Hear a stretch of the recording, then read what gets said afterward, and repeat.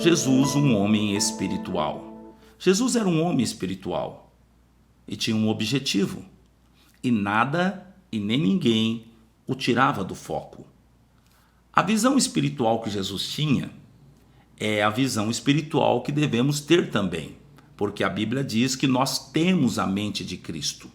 Talvez esteja faltando exercitar esta mente ou então usar a nossa visão espiritual.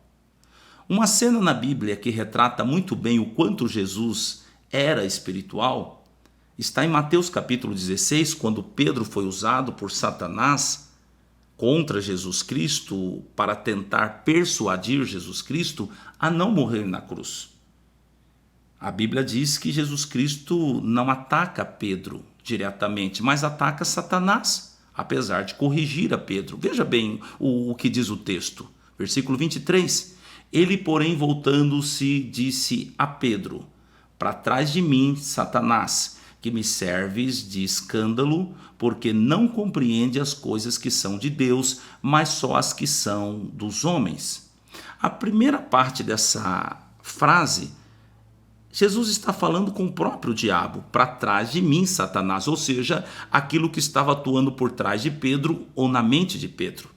Na segunda parte da frase, ele agora está corrigindo a Pedro. Ele está dizendo: você não compreende as coisas que são de Deus, mas só as que são dos homens. Ou seja, ele está dizendo: você não é espiritual, você é natural. Então aqui o homem espiritual Jesus Cristo está falando com o homem natural Pedro.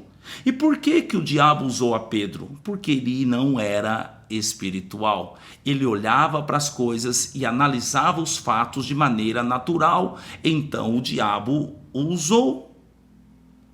Mas Jesus Cristo é um homem espiritual. E ele evidencia isso mais uma vez, quando ele não muda os seus sentimentos em relação a Pedro, embora Pedro tenha sido usado por Satanás. Jesus orou por Pedro antes da sua queda. Quando ressuscitou, se preocupou com Pedro e foi ao encontro dele no mar da Galileia. Ele restaura Pedro e coloca Pedro de volta no ministério. É por isso que Paulo escreveu a sua primeira carta aos Coríntios, no capítulo 2, versículo 15, dizendo: mas o que é espiritual discerne tudo bem.